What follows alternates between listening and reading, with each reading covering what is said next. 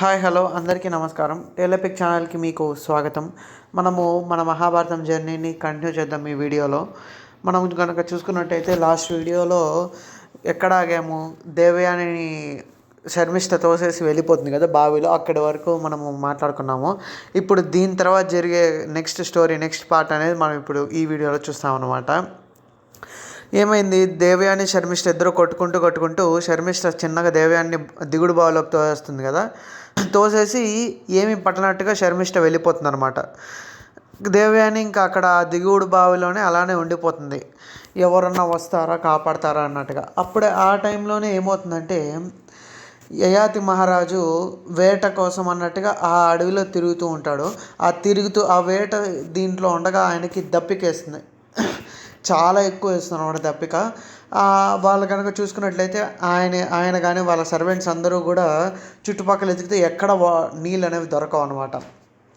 సరే, నీళ్ళు దొరకలేదని ఇంకా యయాతి మహారాజే ఎతకాలన్నట్టుగా ఆయనంతకు ఆయన దిగి మొత్తం అడవిలో ఎత్తుకుతూ పోతే ఆయన ఈ దిగుడు బావి దగ్గరికి వస్తాడు. సరే, ఆయనకి దప్పిక చాలా ఉంది కదా, దప్పిక తీర్చుకుందామని దిగుడు బావి దగ్గరికి వెళ్ళేసరికి ఆ బావి అంత లోతుగా లేదు, అంటే అదే అంత కిందకి ఉండదన్నమాట, వాటర్ కానీ కనిపిస్తూ ఉంటుంది. సో ఆయన దిగి చూద్దాం అనుకునేసరికి అక్కడ దేవయాని చెట్టు వేరుని పట్టుకొని వేలాడుతూ ఉండడం గమనిస్తాడనమాట. సరే, దేవయాని అప్పుడు అడుగుతుంది, నన్ను కాపాడండి అయ్యా అన్నట్టుగా అడిగితే సరే అని చెప్పేసి, అది కూడా కాపాడడం కూడా ఊరికనే ఎట్లా పడితే అట్లా పట్టుకొని ఎత్తేయడం కాదు, ఓన్లీ రైట్ హ్యాండ్ పట్టుకొని లాగండి అన్నట్టుగా ఇన్స్ట్రక్షన్ ఇస్తుంది దేవయాని. సో ఆయన నెమ్మదిగా దేవయాని యొక్క కుడి చేతిని పట్టుకొని పైకి లాగేస్తాడు.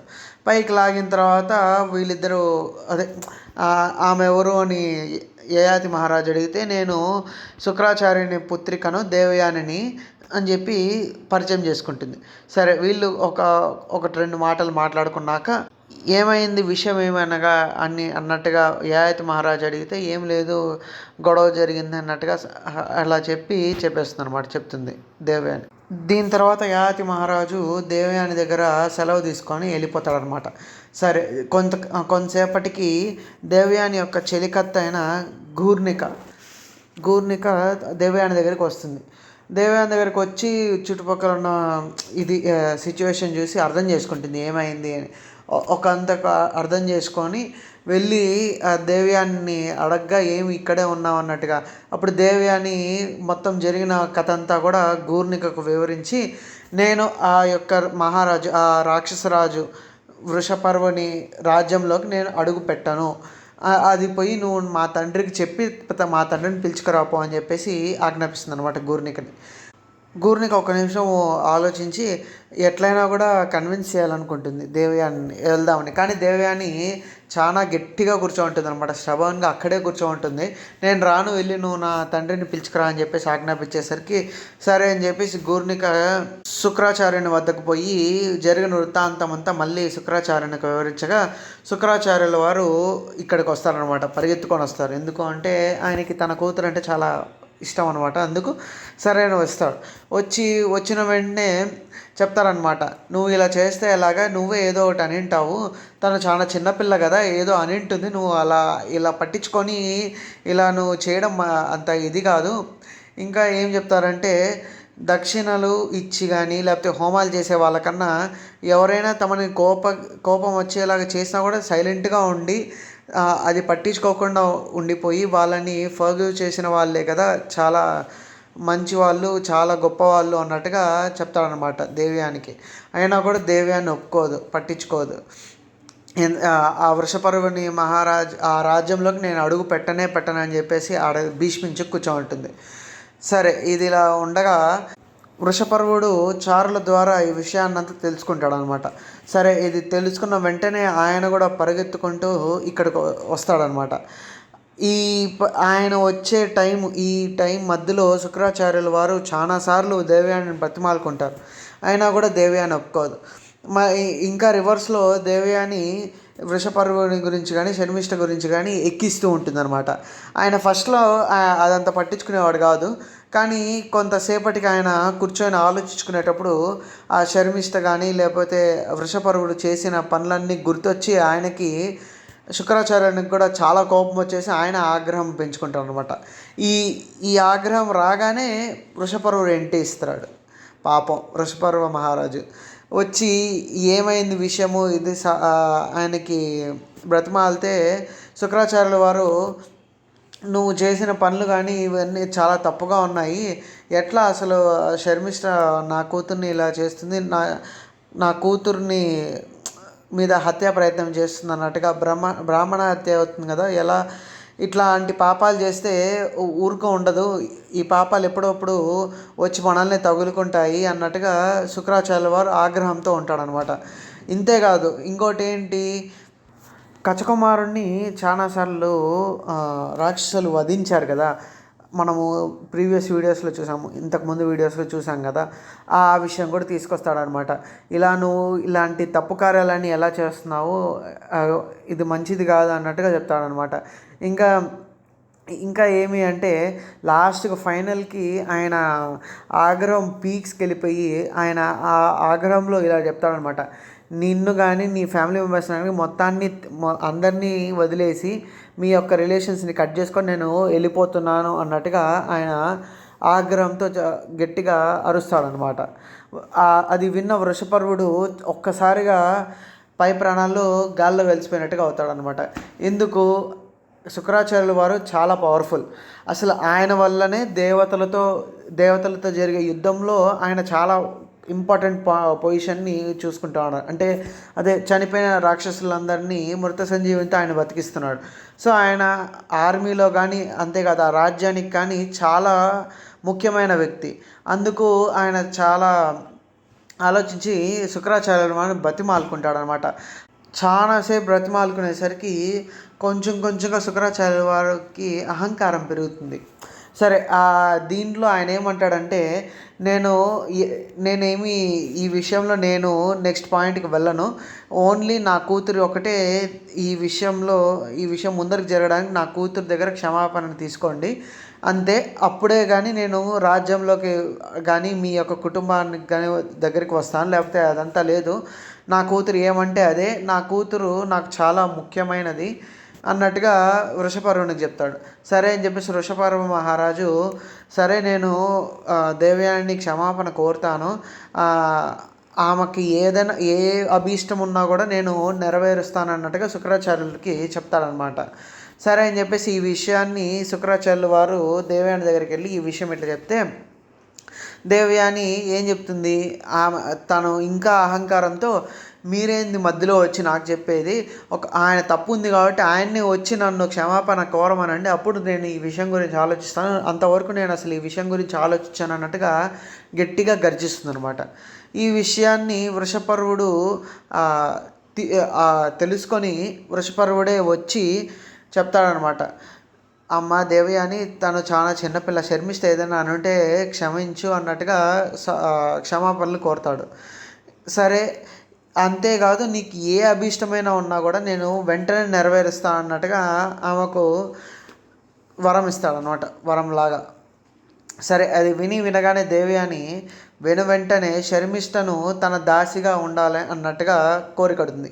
అంటే శర్మిష్ఠ ఒకటే కాదు, తన 1000 మంది సర్వెంట్స్ కూడా అందరూ కలిపి కూడి వచ్చి ఆమెకు దాస్యం చేయాలన్నట్టుగా వరం అడుగుతుంది. ఇది వృషపర్వుడు వింటాడు. అంతేకాక ఇంకొక కండిషన్ కూడా పెడుతుంది, తనకు రేపొద్దున వివాహం అయ్యి వెళ్ళిన చోటుకు కూడా శర్మిష్ఠ వచ్చి దేవయానికి ఊడిగం చేయాలి అన్నట్టుగా, దేవయాని కానీ తన యొక్క మొత్తం సర్వెంట్స్ కానీ ఊడిగం చేయాలి అన్నట్టుగా, ఇది పూర్తి కోరిక అన్నట్టుగా వృషపర్వునికి తన అభీష్టాన్ని తెలియజేస్తుంది అనమాట దేవయాని.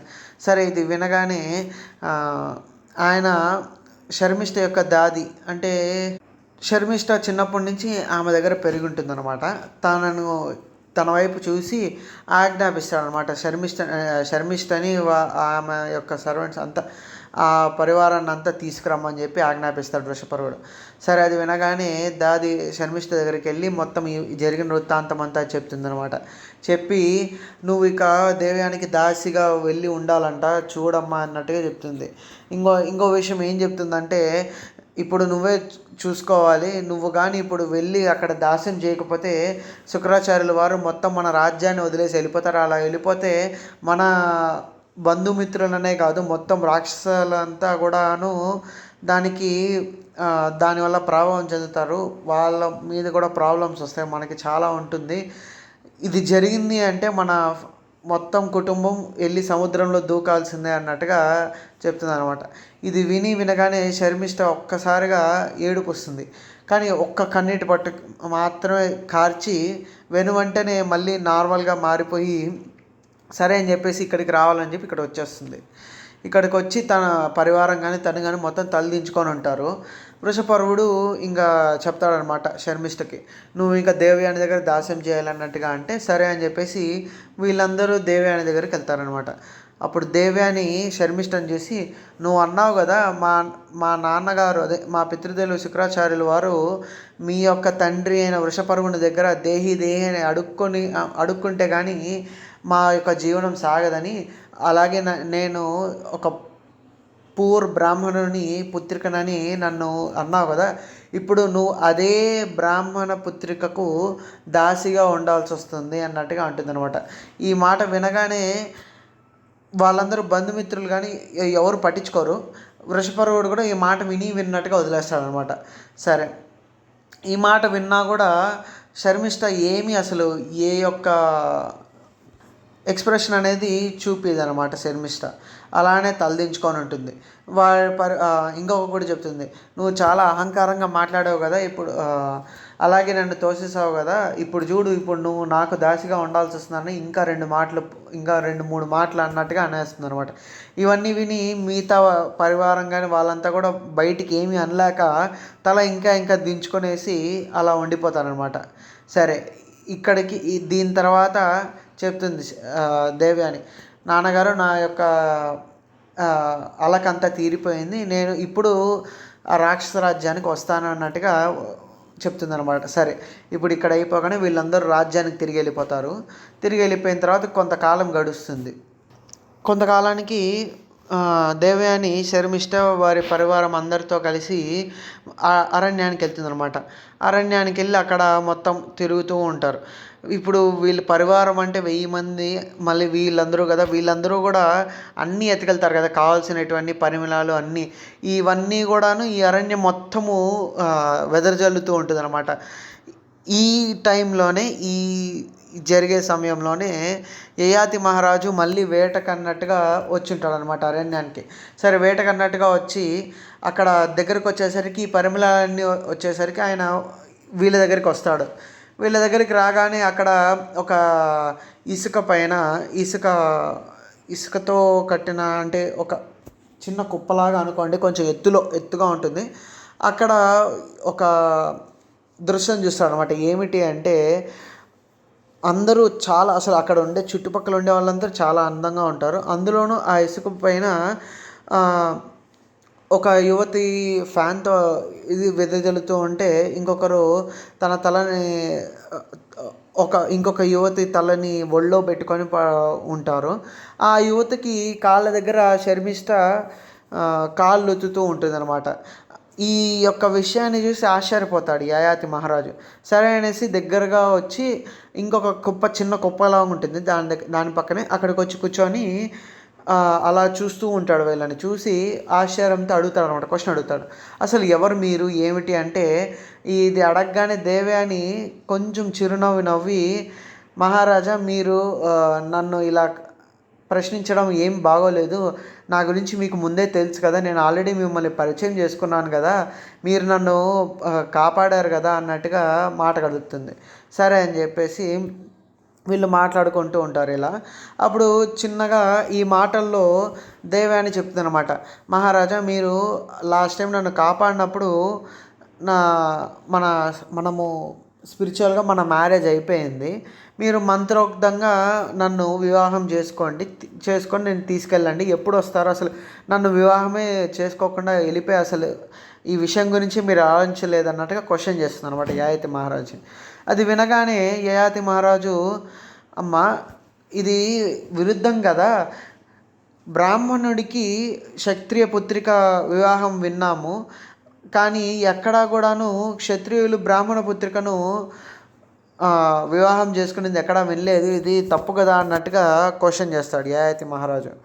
క్వశ్చన్ చేయగానే దేవయాని నిరుత్సాహపడకుండా ఒక నిమిషం అట్లా ఆలోచించి ఆన్సర్ చేస్తున్నట్టు ఏమని అంటే, సరే మహారాజా, మీరు చెప్పింది కూడా, మీ యొక్క డౌట్ కూడా కరెక్ట్గానే ఉంది.